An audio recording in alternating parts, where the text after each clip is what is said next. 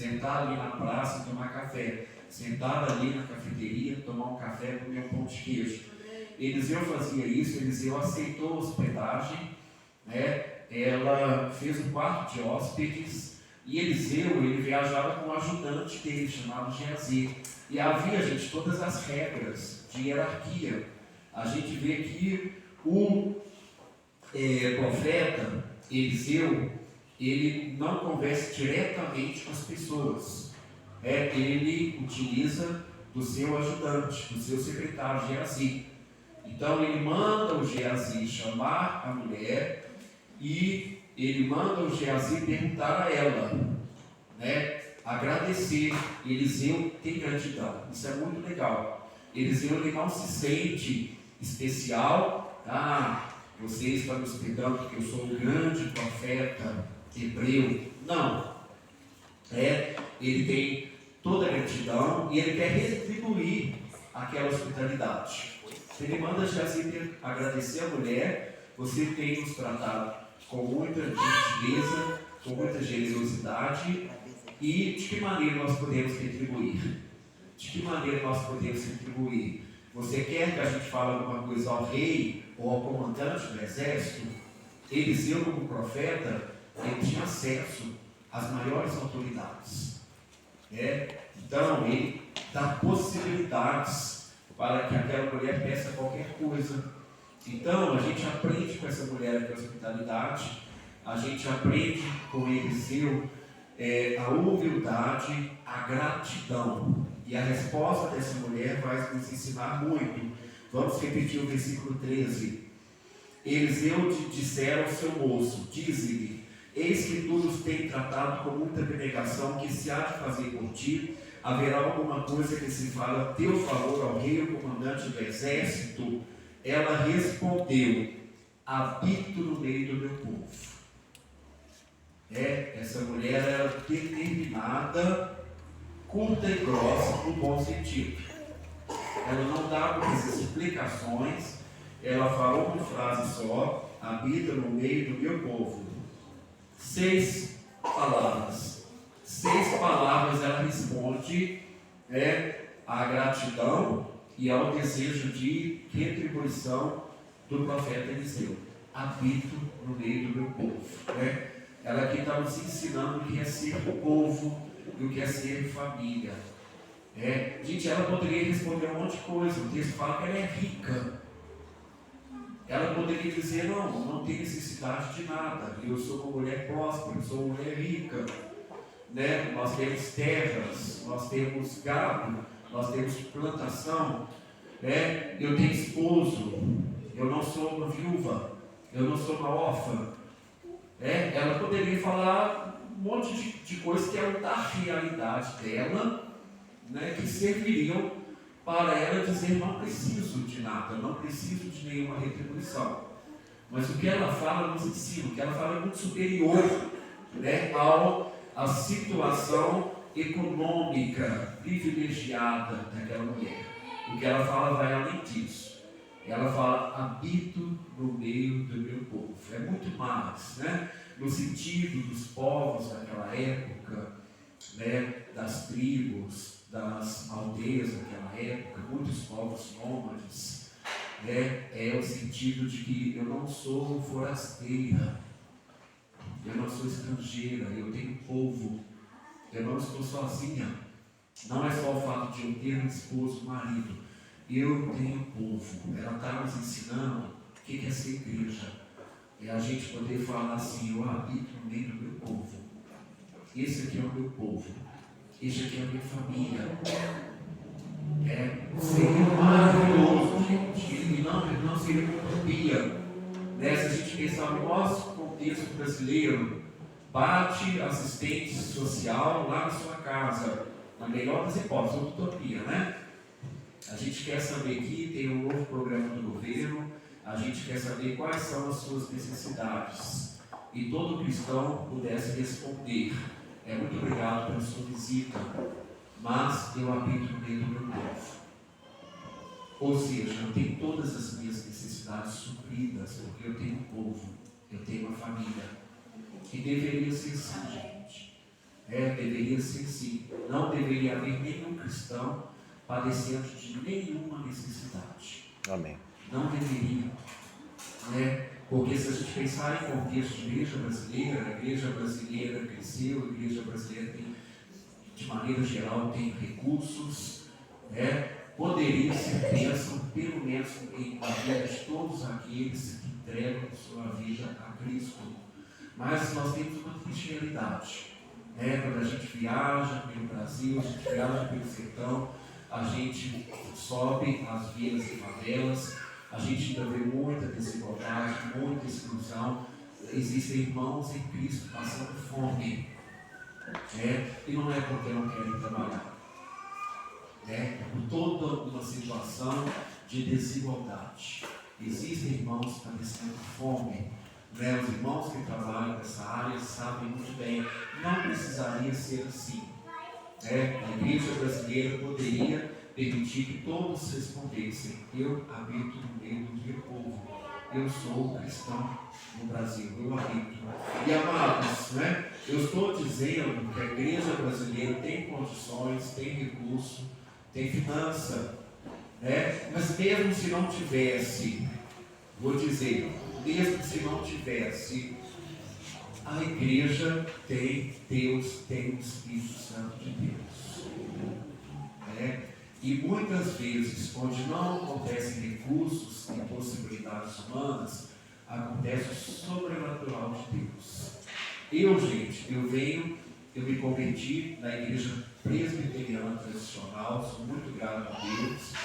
Então, a minha formação tradicional histórica, eu não tenho experiência pentecostal, de sinais, maravilhas e revelações, eu não tenho isso, mas eu digo com todo respeito e temor a Deus que eu testemunhei 2 vezes multiplicação de comida. Nós montamos um ministério na Caverna de Adulão, que é a minha igreja, lá por volta de 97, 98, que era o que a gente pensava? Em termos de hospitalidade, em termos de moradia, em termos de acolhimento, o que a igreja evangélica tinha e continua tendo? Nós temos comunidades terapêuticas. Então, se a gente vai tratar um dependente químico, a gente tem aonde enviá-lo. Mas quem não é dependente químico, vai para onde? E existem muitas pessoas com necessidade de acolhimento que não são dependentes químicos, não são alcoolistas. Então, foi nesse sentido que a gente abriu um ministério chamado Gruta. O que era a Gruta? Era uma casa para acolher pessoas. O jovem foi estudar em Belo Horizonte, não tem ninguém, não tem família, não tem ninguém, não consegue uma república, vai morar conosco. Eu dormi lá várias vezes. Você dormiu na Gruta? Dormi. Está no centro, é a primeira? Na Goitacazes. Goitacazes foi a primeira, ali bem no centro, atrás do Shopping Cidade. O jovem que foi para a comunidade terapêutica, recebeu alta, ele não pode voltar para o local onde ele vivia, porque todo mundo continua na droga. Então, era uma opção a Gruta. Esse ministério acho que durou uns 15 anos e tivemos 5 endereços diferentes. Eu acho que passaram uns 200 pessoas pelas grutas. Muita história que a gente ainda vai contar. E a 4ª gruta, que foi lá em Contagem, perto da estação de Eldorado, havia uma família lá no bairro Água Branca, que no domingo de manhã, culto na caverna era tarde. No domingo de manhã a gente fazia um culto lá na casa, uma célula. E aí, ele sempre convidava a gente para ficar para o almoço. E a gente ficava super felizes. Houve um domingo que a gente não foi convidado para almoçar. Aí voltamos para casa, a gente não se ofereceu, a gente aprendeu a ser educado, E, gente, morava umas 15, 16 pessoas. Só gente boa. Só gente boa. Todo mundo duro. Juntamos as moedas e tudo fechado. Não tinha supermercado, nada, nenhum comércio aberto na região, só alguns restaurantes. E eu me lembro que morava com a gente a Surama, lá do Espírito Santo. E aí a gente deu o dinheiro para a Surama, não sei por que também que a gente fez isso. Falou, Surama, vai a algum restaurante aqui e vê o que dá para comprar. E a Surama, gente, ela comprou 2 marmitex de feijão tropeiro. Isso eram mais de 15 pessoas. 2 marmitex. Eu também não entendo por quê. Eu fico pensando, se fosse eu, falar, gente, hoje é jejum. E a Surama colocou os marmitex numa panela, colocou mais um pouco de farinha e ficou mexendo. Aí a Surama me gritou, Geraldo, corre aqui. Gente, eu estou falando a experiência que eu vi. Quando eu cheguei, o feijão tropeiro foi subindo assim na panela. Aí a Surama correu, pegou uma panela grandona. Aí virou o feijão tropeiro para a panela grandona. Almoçaram 17 pessoas, jantaram 17 pessoas e sobrou.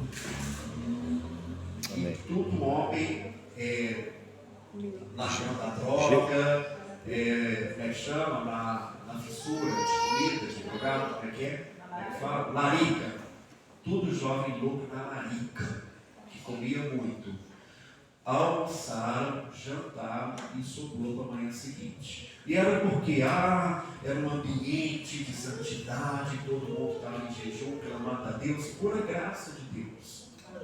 Era todo mundo ali ferrado, todo mundo louco. Tinha um menino que era um vampirinho, ele fazia pacto com o cemitério, ele colocou 2 presas de vampiro, usava só a capa preta, e os pais seguraram no interior de Minas, ele foi morar com os avós, que eram da Assembleia de Deus. Aí alguém indicou que tinha casa e ele foi morar com a gente. Aí ele achou, ele ficou assim, achou que era crente, foi, cortou o cabelo para não escandalizar, chegou lá, encontrou um visual muito mais doido que ele. Mas ele manteve as 2 presas do vampirinho. Então, eu vi que foi a minha graça de Deus, não era por merecimento nem por necessidade, eu não era criança. Entenderia isso na nossa lógica, o orfanato, o trabalho com criança, mas tudo marmanjo. Então é Deus mostrando que Ele é gracioso, E depois, na outra casa, com a mesma Surama, nós vivemos a mesma experiência. Isso, eu estou lembrando agora para exemplificar o que eu estou dizendo, que a gente, como igreja, a gente deveria, para começar, ser instrumento de Deus para suprir toda a necessidade do povo de Deus. No Novo Testamento, o apóstolo Paulo fala assim, fala para a gente ser generoso, a começar pela família da fé. A gente tem que ser generoso, a gente tem que cuidar do outro, tem que cuidar do próximo, a começar pela família da fé. E essa mulher aqui, gente, ela está satisfeita, a mulher sunamita. Ela fala, eu habito no meio do meu povo, traduzindo, muito obrigada, não preciso de nada. Só que o Geazi era um excelente assessor, é igual assessor de imprensa, E o Geazi, então, vamos continuar lendo. Então disse o profeta, que se há de fazer por ela? Geazi respondeu, ora, ela não tem filho e seu marido é velho. Ela falou, preciso de nada. Mas o Geazi descobriu uma coisa, ela não tem filho e seu marido é velho. Disse Eliseu, chama novamente. Chamando a ele, ela se pôs à porta. Disse-lhe o profeta, por este tempo, daqui a 1 ano, abraçarás um filho. Ela disse, não, meu Senhor, homem de Deus, não mintas a tua serva. Olha só, como é que ela é pé no chão. Ele dá uma promessa para ela, ela fala assim, não brinque com isso. Não estou pedindo isso. Isso é muito sério. Não minta a tua serva. Concebeu a mulher e deu à luz um filho no tempo determinado. 1 ano depois nasceu o menino. Quando fez 1 ano, segundo Eliseu lhe dissera, tendo crescido o menino, saiu certo dia a ir com seu pai. Então essa é a notícia boa. A profecia se cumpriu, o menino nasceu, o menino cresceu. Foi lá, o pai está trabalhando na plantação, O menino foi lá, né, passar o dia com o pai, na plantação. Estava com segadores. Segador, né? O pessoal faz a colheita, era a época da colheita. Disse o menino ao seu pai: ai, minha cabeça. Então o pai disse ao seu moço, ao seu empregado: leva o menino para sua mãe. Ele o tomou e levou a sua mãe. Ele o tomou e levou a sua mãe, sobre cujos joelhos ficou sentado até o meio-dia e morreu. Olha só, gente, que história, que roteiro doido, né? A sunamita pratica hospitalidade, o profeta quer retribuir, ela fala: não precisa de nada. O Geazi descobre que ela é estéril, não tem filho, que ela não tem filho, né? Estéril, o marido dela é velho já. O profeta fala, mesmo sem ela pedir: você vai ter um filho. Acontece, o menino cresce e o menino está passando mal no colo da mãe, até o meio-dia, e morre no colo da mãe. E olha que roteiro. E olha o que essa mulher faz. Eu fico pensando, gente, no lugar dessa mulher ia insultar, ia gritar, ia chorar, ia insultar, que é natural. Olha o que a doida faz. Vamos chamar ela de doida. Subiu ela, a mulher, e deitou o menino sobre a cama do homem de Deus, fechou a porta e saiu. Chamou a seu marido e lhe disse: manda-me um dos empregados e uma das jumentas, para que eu corra ao homem de Deus e volte. Perguntou ele: por que vais a ele hoje? Não é dia da festa de lua nova, nem sábado. Ela disse: não faz mal, está tudo bem. Então fez ela albardar a jumenta e disse ao moço: guia e anda, não te detenhas ao caminhar, senão quando eu te disser. Partiu ela, pois, e foi ter com o homem de Deus ao monte Carmelo. Vendo-a de longe, o homem de Deus disse a Geazi, seu moço: eis aí a sunamita. Corre a seu encontro e diz-lhe: vai tudo bem contigo, com teu marido, com o menino? Ela respondeu: tudo bem. Chegando ela, pois, ao homem de Deus ao monte, abraçou-lhe os pés. Então se chegou Geazi para arrancá-la, mas o homem de Deus lhe disse: deixa, porque a sua alma está em amargura e o Senhor me encobriu e não me manifestou. Gente, muito louca essa mulher, né? O menino morre no colo dela, ela levanta, sobe até o quarto, põe o menino, fecha a porta, manda preparar a jumenta que eu vou sair. Chega o marido. Olha aqui, gente, eu não sei se eu posso dizer que é assim, né? A percepção feminina, a percepção masculina. Chega o marido, pergunta que o marido faz: uai, mulher, por que você vai para a igreja hoje? É dia de culto. A gente nem lembrou do menino. Verdade. O menino foi embora passando mal. Ele nem perguntou: cadê o menino? Melhorou? Nem lembrou da criança. É assim, mulher, isso acontece. Você se sentiu representado aqui? Nem lembrou, o menino está morto no quarto de hóspedes. O marido está nem lembrando. Eu estou: ai, mulher, por que você está indo lá para a igreja hoje? Não é dia de culto. E ela fala: está tudo bem. Ela não fica explicando nada. Ela tem um propósito, ela é determinada. Ela sabe o que ela quer. Ela sabe aonde ela quer chegar. E ela fala para o motorista: fala, vai direto, não para nada, segue direto até o Monte Carmelo, até o profeta. E aqui, gente, a casa cai para Eliseu. Que Eliseu está lá no Monte Carmelo, é igual Minas, né? Tudo montanha. Então ele morava lá no alto, então ele a viu lá ao longe e mandou, plano A. Então, plano A de Eliseu: Geazi, vai lá e pergunta o que é. Geazi chega e fala: tudo bem com você? Tudo bem com seu marido, com seu filho? Ela: tudo bem. Olha que mulher psicopata, né?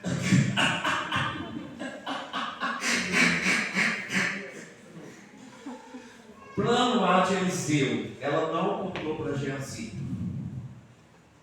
Plano B de Eliseu, Deus vai me revelar. Aí, ela se prostra aos pés do profeta.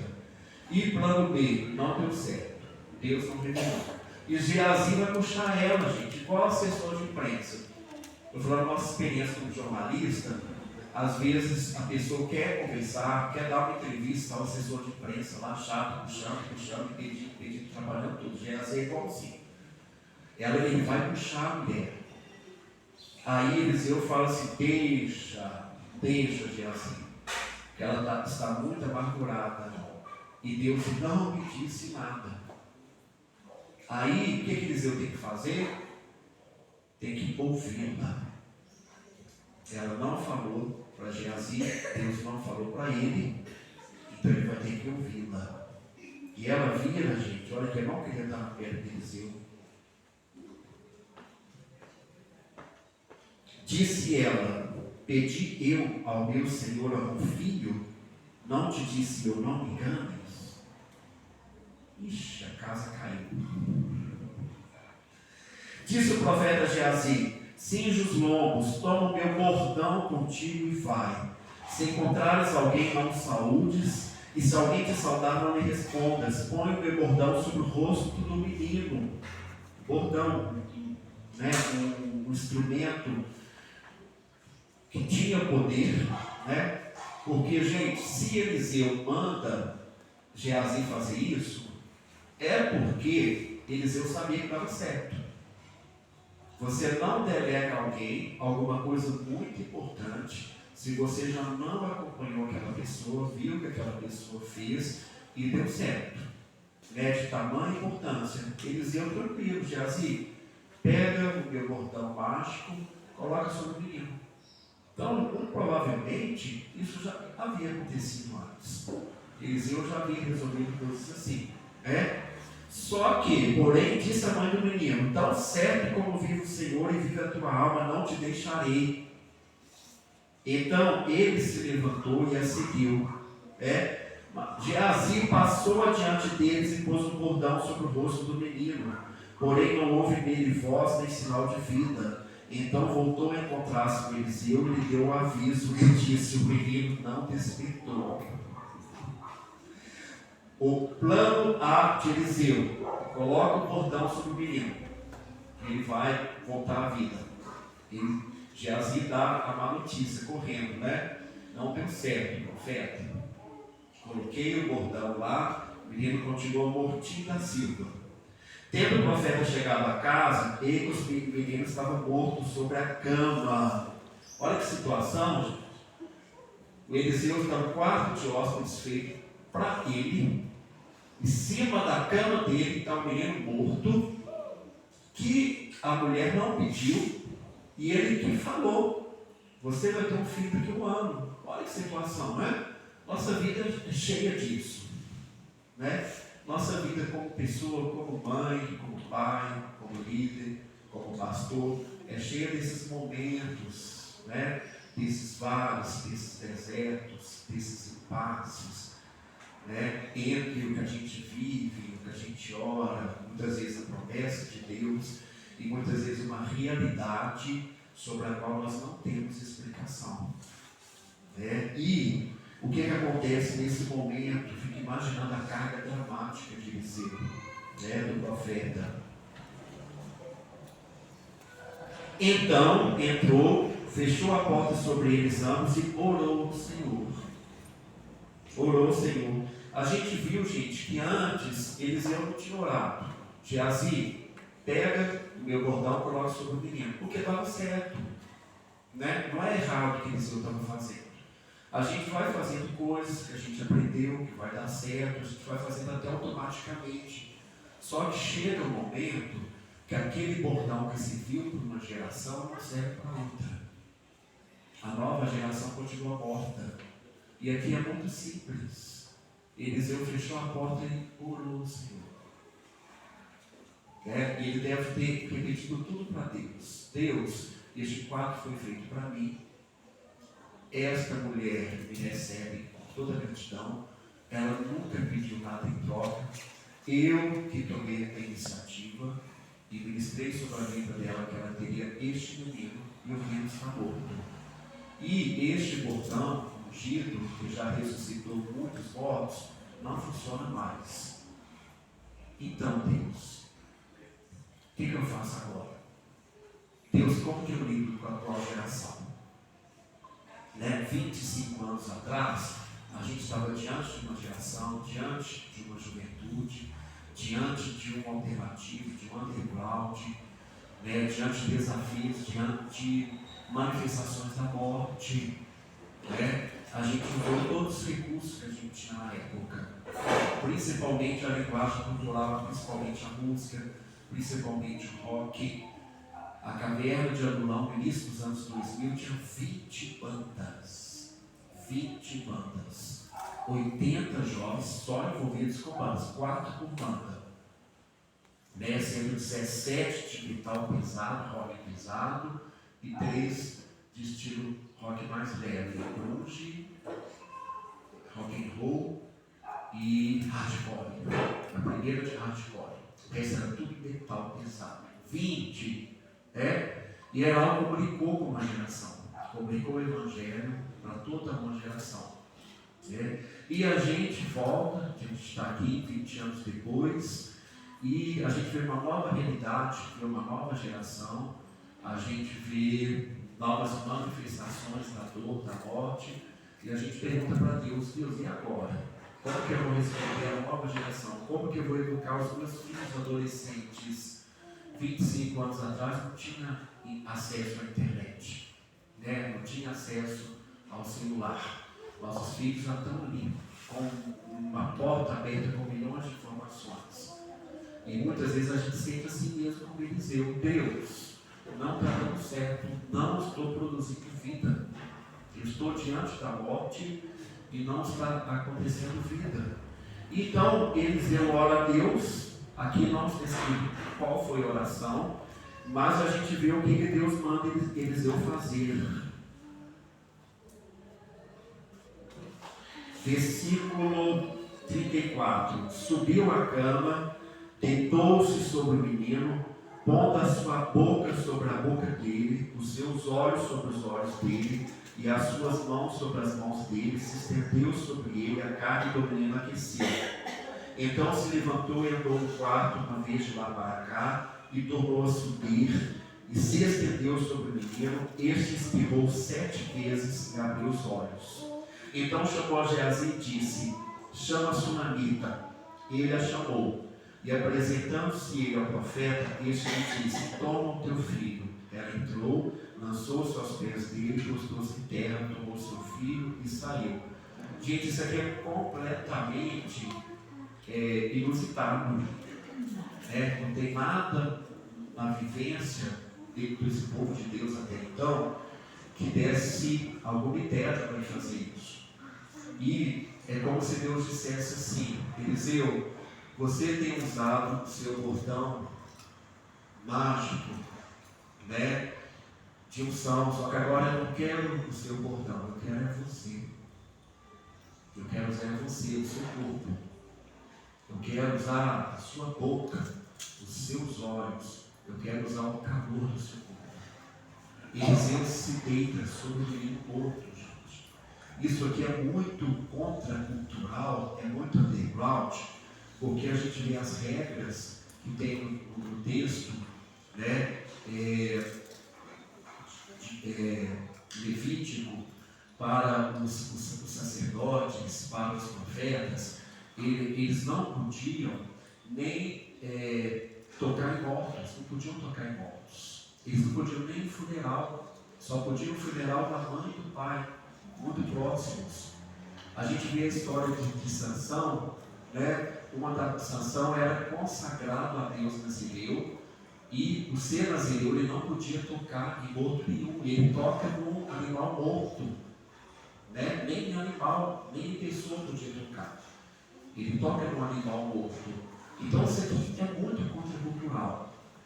É quando Deus fala para Eliseu, você vai deitar sobre o menino morto. E ele deita olho com olho, boca com boca, o corpo quente dele, assento, o menino morto, ele se levanta, ora, mais uma vez, faz de novo, o menino espirra, tosse 7 vezes e volta à vida e ressuscita. E ele entregue a sua mãe, que em gratidão reverencia o profeta. E é um recado de Deus para a gente, no nosso dia atual. Deus quer nos usar. Nós temos os nossos instrumentos, a gente tem a nossa formação, a gente tem o nosso ensino, a gente tem talvez algumas metodologias, mas principalmente Deus quer usar a gente como pessoa, como gente, olhar no olho das pessoas, tocar as pessoas, abraçar as pessoas, caminhar com as pessoas, chorar com as pessoas, sentar com elas no leito de enfermidade, consolar, entrar na vida das pessoas. Deus quer usar a gente como gente, a gente como pessoa, rir com os que riem e chorar com os que choram. E não é nenhuma novidade. Eu estou pegando aqui um texto do Velho Testamento. E Deus ensinando ali para o profeta Eliseu. Eu fico muito feliz de estar aqui. Ontem, o filme que a gente viu foi muito legal, porque a gente se entende historicamente de onde que a gente vem, qual é a nossa caminhada, o que a gente quer beneficiar, por que nós somos caverna de Adulão BH. A gente vem desse movimento lá de trás, porque cada geração tem dificuldade, gente. Todo ser humano tem dificuldade com o diferente. A gente não pode acusar grupo nenhum e nem geração nenhuma. Todo ser humano tem dificuldade por diversas razões. Começa por medo. O diferente representa medo, instinto de proteção, instinto de segurança. E esse medo vai gerando um monte de outras mazelas, vai gerando um monte de outros preconceitos. A gente viu que naquela geração dos anos 60, a cultura muito certinha, o masculino, o feminino, o cabelo do homem, a roupa da mulher, tudo muito certinho, muito limitado. Chega uma geração que quebra tudo aquilo, os homens ficam cabeludos, estão andando descalço, pé sujo, a calça jeans rasgada, suja, a roupa toda florida. Aquilo chocou, fora o comportamento, o uso das drogas, o sexo livre. Aquilo chocou, a ponto de as igrejas não permitirem que eles entrassem nas igrejas. Não permitirem, porque a igreja aqui, a gente viu o irmão falando que o pastor aqui é local de adoração. A gente não pode permitir isso acontecer. Isso aconteceu, gente, em todos os lugares. Isso aconteceu em todos os lugares. A gente vê, como a gente viu no filme ontem, o pastor Chuck Smith agindo aqui como Eliseu. Primeiro você tem, a gente ele tem uma rejeição, ele está na casa dele, quando ele vê aquele bando de ricos surdos sentado no sofá. É a mesma coisa, ele está abraçando aquela geração com a sua vida, a sua família está envolvida, a sua casa está envolvida. As portas da igreja, ele fala: aqui é a casa de vocês, aqui é o lugar de vocês, vocês são todos bem-vindos. E ele fala para os irmãos que estão incomodados: a gente tem que sair do nosso lugar de conforto, tem que sair do nosso lugar de conforto. É muito bom o conforto, claro, é muito bom o tempo da calmaria, claro, nós precisamos disso para a gente ter força para renovar, mas a gente tem isso para os desafios, não é para ficar acomodado, é para poder receber novos desafios. É para poder receber pessoas que não estão no conforto, que não estão na paz, que estão angustiadas, que estão desesperadas, que estão surtadas, que estão com o cheiro da morte, que estão mortas em seus delitos, mortas em seus pecados. E nós somos instrumentos de Deus para abraçar essas pessoas. Gente, hoje mais do que nunca, a gente tem que buscar de Deus a sabedoria de comunicar o Evangelho através da nossa vida pessoal, do nosso relacionamento com as pessoas, do nosso testemunho pessoal. A igreja brasileira está com filme queimado, tanto escândalo nas mídias sociais e na televisão. Todos os dias tem um escândalo, tanta coisa, tanto testemunho. Né? A igreja brasileira nunca esteve com um filme tão queimado, a igreja evangélica. Todos os anos do protestantismo no Brasil. Né? E as pessoas perguntam: e agora? Como que a gente vai comunicar? E eu estou pegando aqui uma orientação de Deus lá no Velho Testamento para ele dizer: você, né, abrace os necessitados, né, com a sua vida, com o seu calor, com o seu corpo, com os seus recursos, com aquilo que você tem, com a sua habilidade, com aquilo que você sabe fazer. E, gente, é muito legal a gente pensar nisso. Tem coisas que a gente está sempre treinando, aprendendo, né? Buscando se especializar, estratégias, isso tudo é maravilhoso. Mas nós não precisamos de nenhuma especialidade específica para comunicar Deus, o reino de Deus, o Evangelho. Você tem um dom, você tem um talento, você tem alguma coisa que você gosta de fazer e sabe fazer. É o quê? É um pão de queijo, é um bolo? Convida as pessoas para tomar um café na sua casa. Isso traz cura. Talvez você nunca vai ser chamado para ir de madrugada para o gueto, para o prostíbulo, para botar uma travesti que está se constituindo numa rua, numa viela. Talvez não. Mas você pode receber essa pessoa na sua casa para almoçar no domingo. E acontece uma cura muito grande ali de Deus. Naqueles nossos primeiros anos, nos anos 90, a gente foi trabalhar numa ONG de apoio a pessoas com AIDS, eu e o pastor Fábio.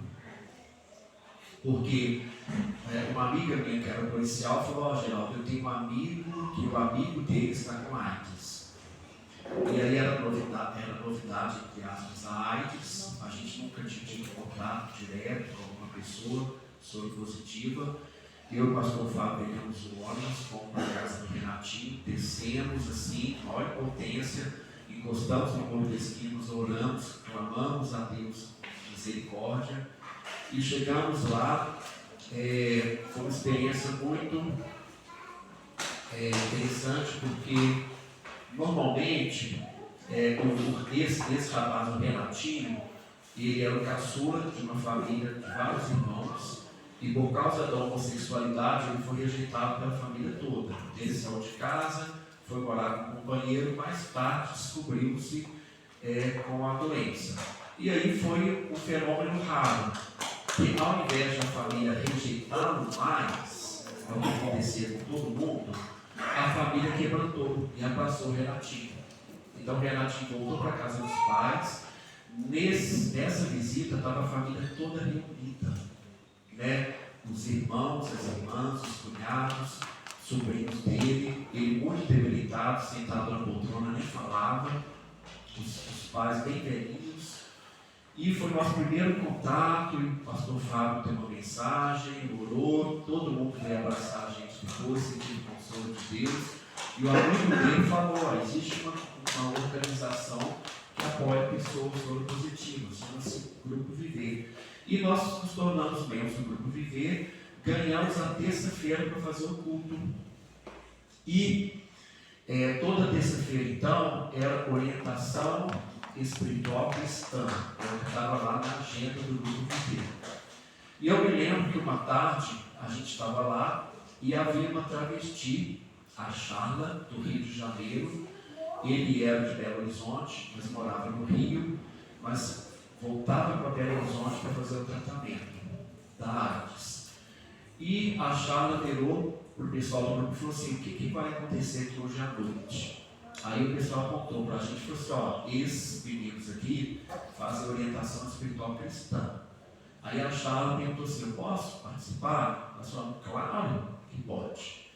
Aí a Charla começou a participar na terça-feira, ficou interessado, né? O nome dele é Carlos, e ele passou a ter experiência com Deus. E aí nós criamos o primeiro grupo só para tratar a questão de sexualidade na casa de uma irmã, na casa dele, porque na época a gente era tudo muito escondido, todo mundo no armário, né? 25 anos atrás, não é essa coisa que está hoje. Aí fizemos o grupo, gente, nós ficamos meses reunindo na casa dele, tudo anônimo, igual a, né? Anônimos, sem expor ninguém, até que Carlos Alberto teve coragem para o culto.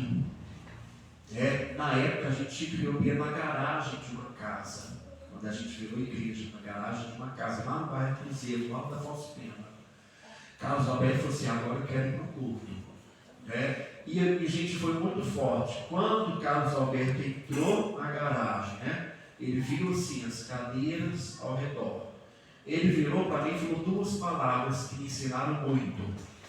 Ele virou e falou assim, Geraldo, família. Aí na hora que ele viu a vovó, de cabelo branco, o casal sentado, marido e mulher de mãos dadas, as crianças, os adolescentes. Gente, aquilo comunicou mais ao coração do Carlos do que meses tratando especificamente sexualidade no grupo. Eu fiquei assim até assustado. E eu tentando tratar com discrição, com cuidado, buscando informação sobre o assunto, buscando aprofundar. Mas quando ele entrou na família, na casa, quando ele viu as pessoas, foram duas palavras, duas interjeições, duas exclamações. Geraldo, família! A gente foi tão forte que o Carlos abandonou o nosso grupo da sexualidade e ele foi para o grupo da casa do pastor Eduardo.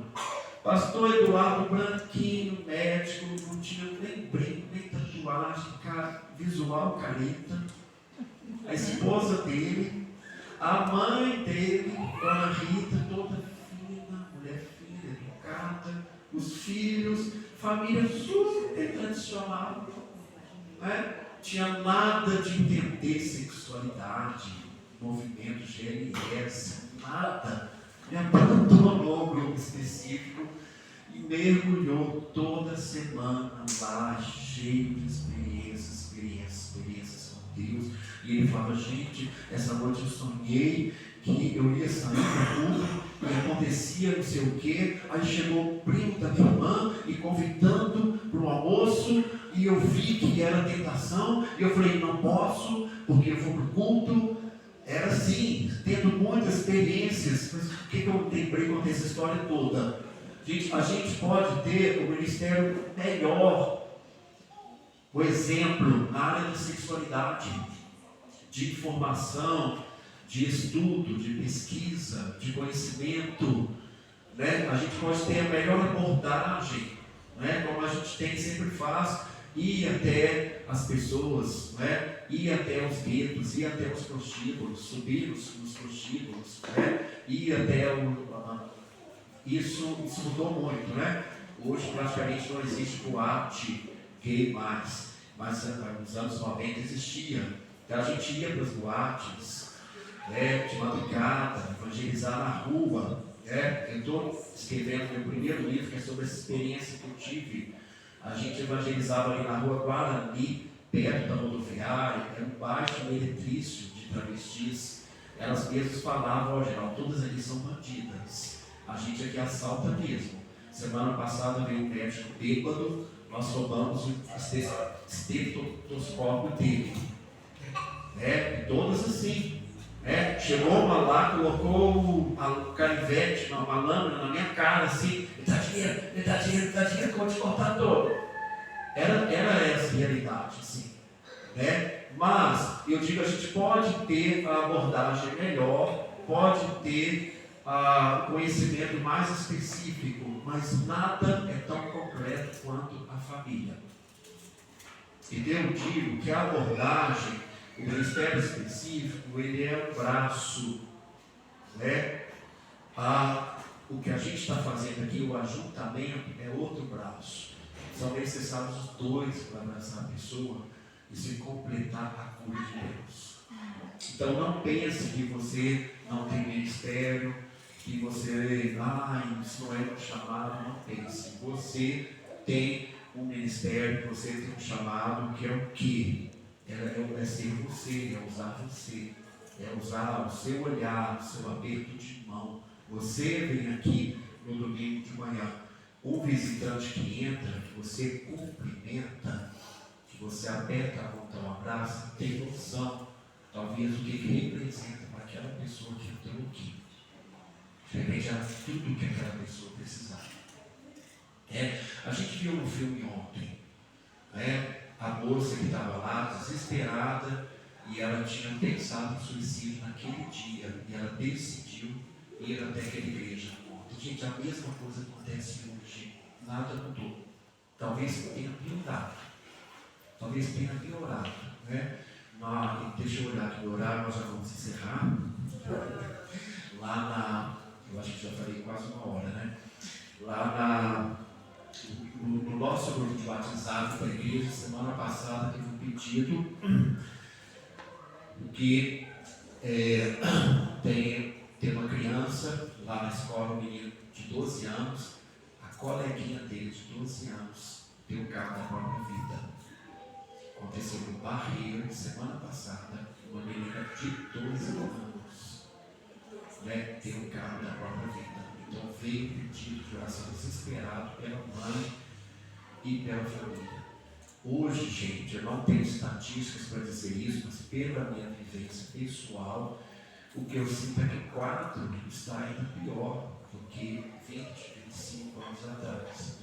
A gente tem a grande crise de depressão, as pessoas estão muito doentes, estão se questionando, as enfermidades agora não esperam a terceira idade, a gente vê jovens tendo AVC, a gente vê enfermidades que eram da terceira idade, tudo se antecipando. A angústia, a depressão, síndrome do pânico, nem se fala, os diagnósticos psiquiátricos, bipolaridade, nem se fala, se tornou a regra. Eu fui meses atrás falar em Curitiba, o tema era esse, espiritualidade e saúde mental. E depois que eu dei a palestra, uma pergunta, pastor Geraldo, como a gente trata as pessoas com diagnóstico psiquiátrico que entram na igreja? Aí a minha resposta foi, já estão na igreja, não são alguns que vão entrar. Eu até brinco dizendo que lá na caverna, Santa Ceia e Rivotril. Se você esqueceu o seu remédio, for para o culto da caverna, não desespera. Deu conta lá para o pastor, a gente fala, gente, quem aqui tem o prazolam? Os 5 vão levantar a mão, dá para aquela irmã ali que esqueceu dela em casa. É isso aí. Porque é a realidade, É a realidade. Então, amados, a seara continua aí grande. A gente não pode desanimar, a gente não pode ficar assustado com o tamanho do desafio. Nada mudou, não existe nada novo debaixo do sol, e o nosso Deus é o mesmo. Amém. É o mesmo Deus que usa Eliseu para profetizar a vida onde não havia vida.